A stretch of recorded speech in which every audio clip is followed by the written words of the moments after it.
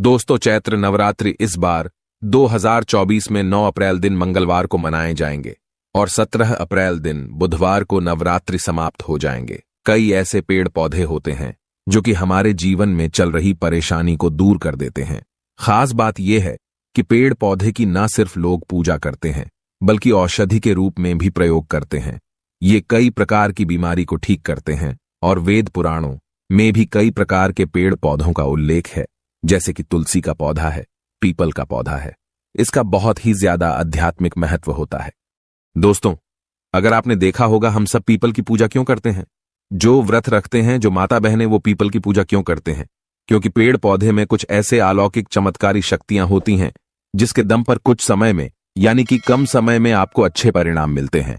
तो आज मैं आप लोगों को नवरात्रि के समय में ताबीज में भरकर के पहन लेना, इस पौधे की जड़बंद किस्मत के तले खुल जाएंगे। ये जो नवरात्रि का समय होता है, मां नौ दुर्गा की कृपा प्राप्त करने का, इनसे आशीर्वाद प्राप्त करने का सबसे अच्छा समय माना गया है। जो व्यक्ति रिद्धि प्राप्त करना चाहते हैं, सिद्धि प्राप्त करना चाहते हैं, शुभ एवं लाभ को प्राप्त करना चाहते हैं, धन धान्य की कामना हो, धन धान्य से समृद्धि होना चाहते हैं, आरोग्य की प्राप्ति करना चाहते हैं, अगर आप चाहते हैं आपके जीवन से दुर्भाग्य दूर हो जाए, कीर्ति की प्राप्ति हो, शांति की प्राप्ति हो, आपको मान सम्मान की प्राप्ति हो, तो आप एकदम सही वीडियो में आए हैं। आपको कहीं भी जाने की जरूरत नहीं है। आज मैं आप लोगों को नवरात्रि के समय में धारण किए जाने वाली 5 जड़ के बारे में बताऊंगा। 5 जड़ में से कोई भी एक जड़ अवश्य धारण करना। जितने भी मैंने लाभ इस वीडियो में बताए हैं, वह सारे लाभ आपको मिलेंगे। पेड़ पौधों में बहुत ही ज्यादा चमत्कारिक शक्तियां होती हैं। आप माने या ना माने, हमने जीवन काल में कई बार औषधि का प्रयोग करके बहुत सारे साधक की बीमारी को भी ठीक करा है और बहुत सारे पेड़ पौधों का प्रयोग करके कई लोगों की समस्या को, जटिल से जटिल समस्या को हमने चुटकियों में समाप्त करवाया है। हमें फायदा पहुंचाने का काम ही करते हैं। सर्वप्रथम तो आपको नवरात्रि के 9 दिन इस पेड़ पौधे की जड़ को ले आना है। अगर नवरात्रि के 6ठे दिन इस वीडियो को देख रहे हैं तो नवरात्रि के 6ठे दिन भी इस पेड़ पौधे की जड़ लाकर कि आप जो है अपने घर में पूजन करके धारण कर सकते हैं। लेकिन अगर नवरात्रि के 9 दिन आप इनकी पूजा करके जड़ को धारण करते हैं तो फिर अति उत्तम है। आपको वह हर सारी चीज प्राप्त होगी जो चीज आप प्राप्त करना चाहते हैं। दोस्तों, महंगे रत्न पहनने की बजाय अगर आप जो है इन पेड़ पौधों की जड़ को धारण करते हैं तो उससे अच्छा आपको परिणाम मिलेगा, रिजल्ट मिलेगा। कहीं ना कहीं रत्नों में मिलावट होती है, कहीं ना कहीं रत्नों में त्रुटि होती है।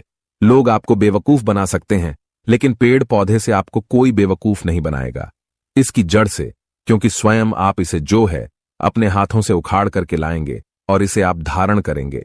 तो मैं आप लोगों को नवरात्रि के समय में लाए जाने वाले पेड़ पौधों की जड़ के बारे में बता रहा हूं। दोस्तों, सर्वप्रथम तो इन पेड़ पौधों की जड़ को लाने के बाद आपको क्या करना होता है? इसे देवी प्रतिमा की तरह 9 दिन तक पूजा करनी होती है। जैसे माता नवदुर्गा की पूजा करते हैं, ठीक उसी प्रकार इन पेड़ पौधों की जड़ को लाकर के 9 दिन तक आपको पूजा करनी होती है। और 10वें दिन जो विजयदशमी होती है, उस दिन चांदी के ताबीज में भर करके पहनना होता है। अगर आपका सामर्थ्य नहीं है कि चांदी का ताबीज जो है आप ले सके, तो आप जो है बिना चांदी के ताबीज के भी पहन सकते हैं। इस वीडियो में जानते हैं कि कौन सी चीज को हमें नवरात्रि के समय में कौन सी जड़ को लाकर के धारण करना चाहिए, पहनना चाहिए। 5 जड़ के बारे में बता रहा हूं। जानकारी बताने से पहले, वीडियो में आगे बढ़ने से पहले आप सभी दर्शकों से गुजारिश करना चाहूंगा, वीडियो में बताई गई जानकारी पसंद आएगी तो वीडियो को लाइक करें, चैनल को सब्सक्राइब जरूर कर लेना। दोस्तों, आइए जानते हैं। सर्वप्रथम तो आपको चमेली की जड़ लाना चाहिए। चमेली की जड़ के बेनिफिट बताना चाहूंगा, फायदे बताना चाहूंगा। चमेली की जड़ में दैवीय शक्तियां समाहित रहती हैं।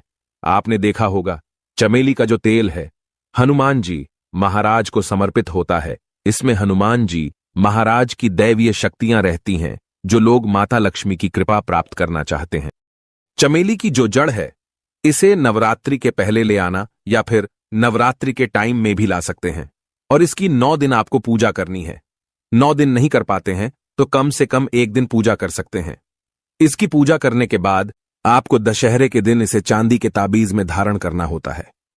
तो इससे दैवीय शक्ति की प्राप्ति होती है, अलौकिक शक्ति की प्राप्ति होती है, हनुमान जी महाराज की कृपा बरसती है, आप हमेशा निरोग रहते हैं। दूसरे क्रम में आता है लड़जीरा पौधा। कई जगह इसे चिड़चिड़ा के नाम से जानते हैं। कई लोग इसे अपामार्ग बोलते हैं। अब इसे अपामार्ग क्यों बोलते हैं? क्योंकि इसके जो बीज होते हैं उल्टी तरफ होते हैं, ये सीधे नहीं रहते। आप में से अधिकतर जितने भी लोग हैं बीज देखे होंगे, फल के वो सीधे तरफ होते हैं, लेकिन ये उल्टे होते हैं, इसलिए इसे अपामार्ग कहते हैं। अर्थात ये दुनिया से उल्टा चलता है। अपामार्ग का संत महात्मा लोग सबसे ज्यादा प्रयोग करते हैं। दोस्तों, अपामार्ग जो होता है, इसके बीज का खीर बना करके खाने से 30 दिनों तक बिल्कुल ही पेशाब पानी, यहां तक कि जो शौच क्रिया होती है वो बंद हो जाती है। तो साधना करने वाले जो संत महात्मा रहते हैं, हिमालय में अधिकतर हमने देखे हैं, ऐसे लोग अपामार्ग के बीज की खीर बना करके खाते हैं। लंबे समय फिर साधना करते हैं। इन्हें खाने के बाद भूख है, प्यास है या फिर एक प्रकार की शौच क्रिया नहीं सताती। तो इसे कब पहनना चाहिए, कैसे धारण करना चाहिए? तो नवरात्रि के समय में 10वीं तिथि में आपको इसे धारण करना होता है। इसके धारण करने के बाद यह शत्रु का नाश करता है। और एक खास बात, जो लोग जैसे वशीकरण प्राप्त करना चाहते हैं कि सभी लोग उन्हें देख करके सम्मोहित हो जाएं, उनके चेहरे से नजर ना हटाएं, उन्हीं की बात माने, तो ऐसे व्यक्ति जो चिड़चिड़ा है, अपामार्ग है, इसकी जड़ जरूर धारण करें। इसकी जड़ धारण करने के बाद अध्यात्म उन्नति होती है, बंद किस्मत के ताले खुलते हैं। दोस्तों, आप जहां भी जाइए, लोग आपको देख करके आकर्षित होंगे, आपके बसीभूत हो जाएंगे, तो ये अवश्य धारण करें। दोस्तों, तीसरे क्रम में आते हैं बरगद की जटा। ये बंद किस्मत के ताले को खोलती है। बरगद की जो जटा है, अध्यात्म दृष्टि से बहुत ही पवित्र है और हमारे हिंदू धर्म में बरगद को देव वृक्ष माना जाता है। देव वृक्ष क्यों कहा जाता है? क्योंकि वट सावित्री के दिन आपने जरूर देखा होगा, इनकी पूजा होती है। जो बरगद है, ये देव वृक्ष कहे गए हैं। इनमें समस्त देवी देवताओं की शक्ति समाहित होती है, बसी हुई होती है। जो बरगद वृक्ष है, इसमें पितृ का भी वास होता है। बरगद का वृक्ष भगवान शंकर का स्वरूप कहा गया है। तो नवरात्रि में 9 दिन पूजा करने के बाद बरगद की जटे अवश्य धारण करना। बरगद की जटा धारण करने के बाद आपको 20 से 25 चमत्कारिक फायदे मिलते हैं। दोस्तों, चौथे नंबर पर आते हैं सफेद मदार की जड़। अब सफेद मदार की जड़ क्यों धारण करनी चाहिए? जो मदार है, सफेद कलर की, ये भगवान गणेश जी के स्वरूप कहे गए हैं। जो 11.5 वर्ष पुरानी सफेद मदार की जड़ होती है, ये भगवान गणेश की सूंड की आकृति ले लेती है। आपने कई मंदिरों में देखा होगा, मदार के गणेश जी बनाए जाते हैं। मदार के जो गणेश जी हैं, इन्हें बहुत ही ज्यादा फलकारी कहा गया है। ये तत्काल अपना फल प्रदान करते हैं। भगवान गणेश जी को रिद्धि सिद्धि शुभ लाभ के स्वामी कहे गए हैं। तो अगर आप रिद्धि सिद्धि शुभ लाभ धन वैभव प्राप्त करना चाहते हैं, तो मदार की जड़ नवरात्रि में ले आना। इसकी 2 से 5 दिन 9 दिन तक पूजा कर देना। इसके बाद 10वीं तिथि को धारण कर सकते हैं, पहन सकते हैं। इसमें आपको बहुत ही ज्यादा लाभ मिलेगा। जो मदार है, ये भगवान गणेश जी के स्वरूप कह गए हैं और मदार धारण करने के बाद नवग्रह की जो पीड़ा होती है, समाप्त हो जाती है। खासकर जो बुध ग्रह आपको गलत परिणाम दे रहे हैं, तो गलत परिणाम देना बंद कर देते हैं। दोस्तों, अंतिम में आते हैं अपराजिता क्यों धारण करना चाहिए। अपराजिता के पुष्प माता लक्ष्मी को बहुत ही ज्यादा प्रिय है और अधिकतर लक्ष्मी पूजा में अगर आप माता लक्ष्मी को प्रसन्न करना चाहते हैं, चाहकर भी माता लक्ष्मी आपके द्वार पे नहीं आ रही हैं, परेशान हो चुके हैं, जिसके कारण आपकी जो दैनिक स्थिति है खराब हो चुकी है, तो अपराजिता नाम का जो पौधा है, इनकी जड़ धारण करें। इसे चांदी के ताबीज में धारण करने के बाद फिर लक्ष्मी की कृपा प्राप्त होनी शुरू हो जाती है। बंद किस्मत के ताले खुल जाते हैं। नौकरी चाहिए, नौकरी की प्राप्ति हो जाएगी। यानी कि बंद किस्मत के ताले को खोलने का काम करता है। आपकी अध्यात्म उन्नति करते हैं। मानो या ना मानो, धर्म अपनी जगह है।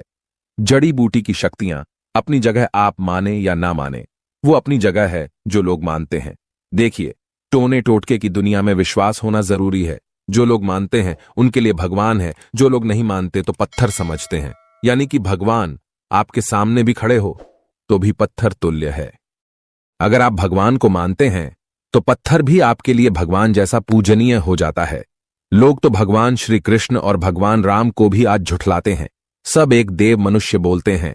तो आस्था के ऊपर ये सब जितने भी मैं आप लोगों को तांत्रिक वस्तु बताया हूं, पेड़ पौधों की जानकारी बताया हूं, ये आस्था के ऊपर निर्भर करता है। आस्था है तभी ये आपको अच्छे परिणाम देंगे। आस्था नहीं है तो ये आपको कुछ भी परिणाम नहीं देंगे।